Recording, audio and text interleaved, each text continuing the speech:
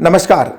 आपके अपने YouTube channel समय की पुकार में मैं ओम कसारा आप सभी दर्शक बंधुओं का हार्दिक स्वागत और अभिनंदन करता हूं। उत्तर प्रदेश के मुख्यमंत्री हैं योगी आदित्यनाथ। योगी को जब अपने पिता की मृत्यु का समाचार मिला तब वो कोरोना से निपटने के लिए अपनी टीम 11 के साथ रणनीति बना रहे थे। हृदय विदारक समाचार सुनते ही उनकी आंखें नम हो गई, लेकिन अपनी टीम के साथ उनकी मीटिंग बदस्तूर जारी रही। कोटा से लौटे समस्त विद्यार्थियों को कहाँ क्वारंटाइन करना है, उनके भोजन पानी का क्या प्रबंध है और समूचे उत्तर प्रदेश में कोरोना रोगियों के उपचार व भूखों को भोजन संबंधी तमाम फीडबैक हर रोज की तरह लेने के बाद ही योगी ने अपनी मीटिंग समाप्त की और मां को एक भावुक पत्र लिखा। अंतिम क्षणों में अपने पिता के दर्शन की हार्दिक इच्छा थी, परंतु कोरोना के खिलाफ चल रहे महासंग्राम में उत्तर प्रदेश के 23 करोड़ लोगों को एक पल के लिए भी अकेला नहीं छोड़ सकता। सभी की तरह लॉकडाउन का पालन मुझे भी करना है, इसलिए पिता के अंतिम संस्कार में भाग नहीं ले पाऊंगा। पत्र के अंत में यूपी के सीएम ने अपने घर वालों से अपील की कि अंतिम संस्कार में कम से कम लोग भाग लें। ऐसे हैं अपने योगी। समय की पुकार चैनल की पूरी टीम योगी के दीर्घायु होने की कामना करती है और अपने दिवंगत पिता की आत्मा की शांति के लिए ईश्वर से प्रार्थना करती है। हमारे देश का सौभाग्य है कि अधिकांश व्यक्ति अर्श पर हो या फर्श पर अपने नियम और कायदे कानून का पालन अवश्य करते हैं। ऐसा ही एक बंदा है अपने जाजपुर उपखंड के शेरपुरा गाँव का निवासी कमलेश मीणा। जिस समय लॉकडाउन हुआ कमलेश ठेठ किशनगढ़ में था। साधन नहीं मिला तो वो पैदल चलकर अपने गांव पहुंचा और होम क्वारंटाइन कर दिया गया। अब मुसीबत यह है कि घर के नाम पर उसके पास सिर्फ एक कच्ची झोपड़ी जिसमें माता पिता और विकलांग भाई रहता है। चूंकि होम क्वारंटाइन का पालन करते हुए परिजनों से दूर रहना ही था, इसलिए उसने अपने खेत पर ही एक मचान बना लिया और मजे से वहीं रह रहा है। ऐसा करने का उसे दोहरा लाभ यह मिला कि उसके खेत की रखवाली भी अब होने लगी है। पैदल चल के आया हूँ और मैं जब से आया हूँ ये यहाँ पर ही हूँ। ये मैं अलग ही रह रहा हूँ घर वालों से। अभी मेरे घर वालों अलग है, मैं अलग हूँ। यही खाना खा रहा हूँ, यहाँ अलग ही रह रहा हूँ और अभी मैं सुरक्षित हूँ और कोई कुछ नहीं हो रहा। मेरे खेत की रुकाली भी कर रहा हूँ और मेरी खुद की सुरक्षा भी हो रही है यहाँ पर। आज मैं से 200 किलोमीटर में पैदल चल के आया हूँ। जब से यही हूँ मैं खेत पे। जब तक सरकारी आदेश है जब तक मैं यहीं रहूँगा 14 दिन तक।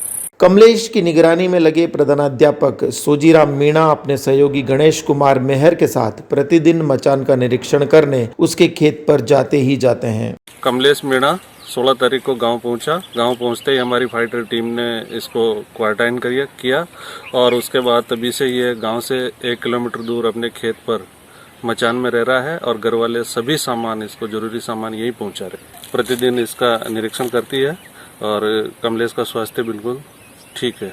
इस बीच अपनी वस्त्र नगरी के लिए कोरोना से लड़ी जा रही जंग के लिहाज से मंगलवार का दिन अमंगलकारी सिद्ध हुआ और दोपहर 2 बजे तक 4 कोरोना संदिग्धों आरसी व्यास कॉलोनी निवासी श्रुति जेतलिया, विजय सिंह पथिक नगर निवासी आशीष सोनी, जवाहर नगर निवासी भेरूलाल व उनकी पत्नी गीता देवी की रिपोर्ट पॉजिटिव आ गई। एमजी हॉस्पिटल के पीएमओ डॉक्टर अरुण गौड़ ने बताया कि आशीष के पिता गोपाल सोनी हॉस्पिटल में ही स्टोर कीपर हैं, इसलिए अब हालात से निपटने के लिए अतिरिक्त सावधानी बरतनी होगी। उसका फादर जो है हमारे यहाँ स्टोर में काम करते हैं, उनके भी सैंपल होंगे और उसके साथ में स्टोर में जो जितने 4-5 जने और काम करते हैं उनके भी सैंपल। हाँ, नहीं ऐसा है, जब एक सोसाइटी में इन्फेक्शन होता है तो हम ये प्रयास कर रहे हैं कि एसिम्प्टोमेटिक पेशेंटों की भी स्क्रीनिंग हो।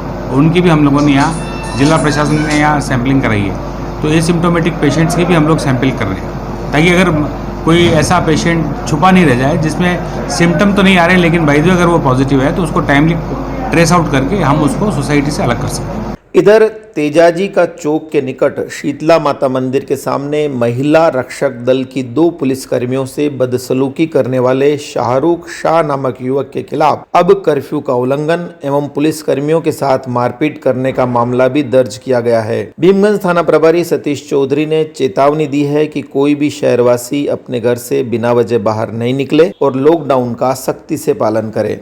उनको मना किया कि भाई बिना मास्क के नहीं निकलना है, तो उनमें से बाकी लड़के तो चले गए, लेकिन एक लड़का उन महिला रक्षक दल के सामने हो गया और उनसे अभद्रता की। उस मामले में हमने कल शाम को केस रजिस्टर किया है और एक लड़के को आज अरेस्ट किया है जिसका नाम शाहरुख शनोफ अजीज शाह, उसको अरेस्ट किया है।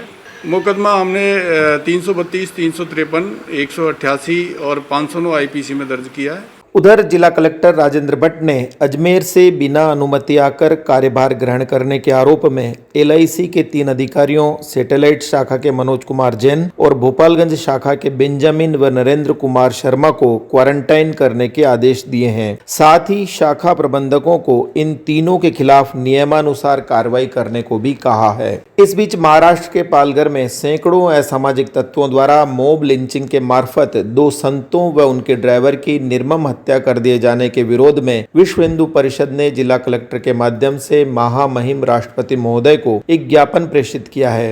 आज जो देश को संदेश देते शांति का, उन संतों के ऊपर हमला किया गया। ऐसे हमले को विश्व हिंदू परिषद सहन नहीं करेगी और इस तरह की घटना घटती रही तो लॉकडाउन के बाद विश्व हिंदू परिषद सड़कों पे उतरेगा और जिन्होंने हत्या करी है उनको सजा देने के लिए उग्र आंदोलन करेगा। हम प्रशासन से मांग करते हैं, सरकार से मांग करते हैं, गृह मंत्री राष्ट्रपति से मांग करते हैं कि उन्हें तुरंत अविलंब फांसी दी जाए। इधर मशहूर गीतकार एवं राष्ट्रीय कवि नरेंद्र दाधीच के सुपुत्र संजीव सजल ने कोरोना से लड़ी जा रही जंग में हौसला बनाए रखने का आह्वान कुछ इस अंदाज में किया है। सृष्टि के निर्माण से अब तक कई जीती है जंग, हम इसे भी जीत ले वो मीर होना चाहिए। एक दिन कट जाएगा, एक दिन कट जाएगा बलवान यह कोरोना भी, एक दिन कट जाएगा बलवान यह कोरोना भी। हौसलों की धार की शमशीर होना चाहिए, हौसलों की धार की शमशीर होना चाहिए, हौसलों की धार की शमशीर होना चाहिए।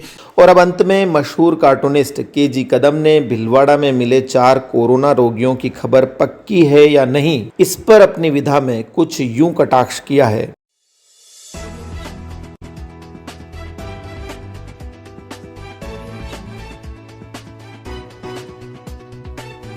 तो बस इस बुलेटिन में आज इतना ही।